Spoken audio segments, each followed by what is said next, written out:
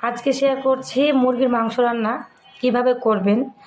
যারা মাংস রান্না করতে একদমই নতুন কিংবা যারা বাইরে থাকেন বা মেসে থাকেন, তারা কিন্তু আমার আজকের রেসিপি দেখলে খুব সহজেই মুরগির মাংস রান্না করতে পারবেন। আর এই রেসিপি দেখে যে কোনো মাংস রান্না করতে পারবেন, গরু কিংবা খাসি। খুবই সহজ কিছু মশলা দিয়ে আর খুব সহজভাবে আমার আজকের এই রেসিপি আপনাদের কাছে ভালো লাগবে এবং আপনাদের অনেক অনেক উপকারে আসবে আসবে যারা নতুন রাঁধুনি।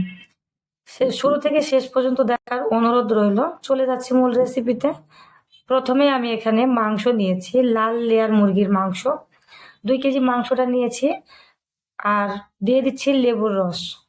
লেবুর রসটা দিলে যদি কোনো খারাপ স্মেল থাকে সেই স্মেলটা কিন্তু চলে যায়, তাই লেবুর রসটা একটা লেবু থেকে যতটুকু রস হয়েছে পাচ্ছেন, লেবুর রসটা দেওয়ার পর ধুয়ে নিয়েছি আর দেখতে পাচ্ছেন মিডিয়াম কাট করে কেটে নিয়েছি।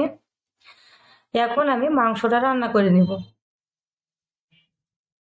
চুলায় একটা প্যান বসিয়ে দিয়েছি, এর মধ্যে তেল দিয়ে দিচ্ছি 200 গ্রাম আর এলাচ দিয়ে দিচ্ছি, সাদা এলাচটা 12 থেকে 15 পিসের মতো আস্ত দিয়েছি।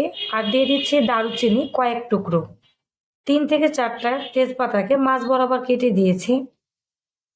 শুকনো মশলাগুলোকে ভেজে নিচ্ছি। এখন অ্যাড করে দিচ্ছি পেঁয়াজ কুচি। পেঁয়াজ কুচির পরিমাণটা আছে 250 গ্রাম। পেঁয়াজ কুচিগুলোকে ভেজে নিচ্ছি, তবে অনেক বেশি ভাজতে হবে না, হালকা নরম হয়ে আসা পর্যন্ত ভেজে নিচ্ছি। এখন অ্যাড করে দিচ্ছে 3 টেবিল চামচ আদা রসুনের পেস্ট নিয়েছি এবং এটা 3 টেবিল চামচ দিয়েছি। এখন আদা রসুনের কাঁচা স্মেলটা দূর করার জন্য আবারও আমি 30 থেকে 40 সেকেন্ডের মতো ভেজে নিচ্ছি। তারপরে অ্যাড করে দিচ্ছি লবণ। লবণটা পরিমাণ মতো দিবেন। এখানে আমি 3 টেবিল চামচ দিয়েছি।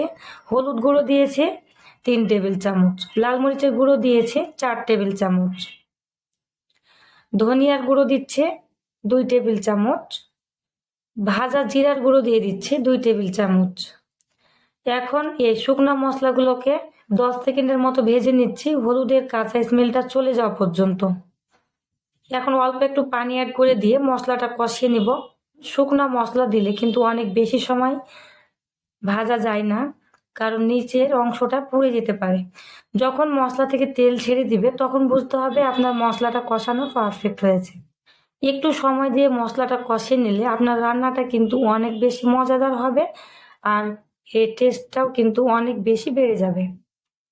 মশলা থেকে তেল ছেড়ে দিলে মানে পুরোপুরিভাবে মশলাটা কষানো হয়ে গেলে এর মধ্যে অ্যাড করে দিচ্ছি সেই ধুয়ে রাখা মাংসগুলোকে। এই মাংসের গায়ে মশলাগুলোকে নেড়ে চেড়ে মেখে নিচ্ছি। এখন একটা ঢাকনা দিয়ে ঢেকে এটাকে 10 মিনিট চুলার তাপমাত্রাটা জোরে দিয়ে হাই আঁচে দিয়ে রান্না করে নিয়েছে। দেখতে পাচ্ছেন মাংসের মধ্যে প্রচুর পরিমাণে পানি থাকে, সেই পানি কিন্তু মাংসের মধ্যে থেকে বের হয়েছে। এই পানিটা এখন পুরোটা শুকিয়ে ফেলতে হবে। তার আগে আমি একটু নেড়ে চেড়ে আবারও সবগুলোকে অ্যাডজাস্ট করে নিচ্ছি। আবারও ঢাকনা দিয়ে ঢেকে এটাকে 15 মিনিট মিডিয়াম আঁচে জাল করে নিচ্ছি। 15 মিনিট পর ফিরে আসলাম। মাঝে কিন্তু কয়েকবার নেড়ে চেড়ে দিয়েছিলাম, হয়তো দেখে বুঝতে পারছেন কালারও চেঞ্জ হয়ে গিয়েছে। আর আরও 5 মিনিটের মতো চুলার তাপমাত্রাটাকে লো রেখে এবং ভালোভাবে কষিয়ে নিচ্ছি। ভালোভাবে কষানো হয়ে গেলে অ্যাড করে দিচ্ছি কাঁচা মরিচ 12 থেকে 15টা।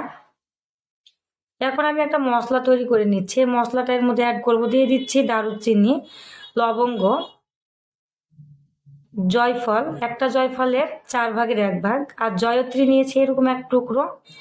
লবঙ্গ দিচ্ছি আর এখানে কালো গোলমরিচটা নিয়েছে 1 টেবিল চামচের মতো।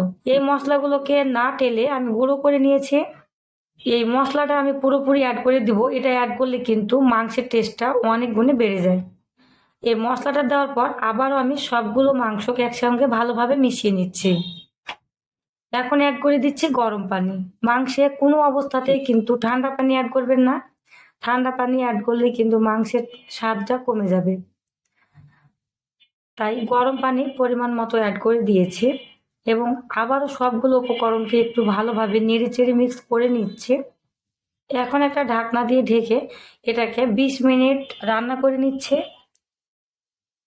ফিরে আসলাম 20 মিনিট পর।